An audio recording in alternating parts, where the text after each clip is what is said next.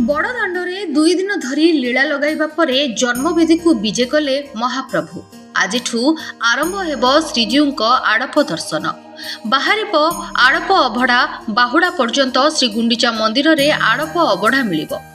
आड़प मंडपरे महाप्रभुंकु दर्शन कले कोटि पुण्य मिले बोली विश्वास रहिछि। श्रद्धालु किभଳି श्रृंखलित भावे दर्शन करिवे से नै व्यापक व्यवस्था करिछि प्रशासन। गतकाली भक्तिमय परिवेश रे जन्मवेदी को विजे करिथिले चतुर्धा मूर्ति। प्रथमे श्रीराम श्रीकृष्ण और मदन मोहन आड़प मंडप को विजे करिथिले। परे प्रभु सुदर्शन बड़ ठाकुर श्री बलभद्र देवी सुभद्रा और शेष रे महाप्रभु श्री जगन्नाथ गोटे पहंडी रे जन्मवेदी को विजे करिथिले। महाप्रभु श्री जगन्नाथ टाहिया लगई झुली झुली गुंडीचा बाड़ी रे प्रवेश करथिले। घंटा घंटा हरिबोल हुलहुली जय जगन्नाथ ध्वनि रे प्रकंपित होइथिला श्रीक्षेत्र।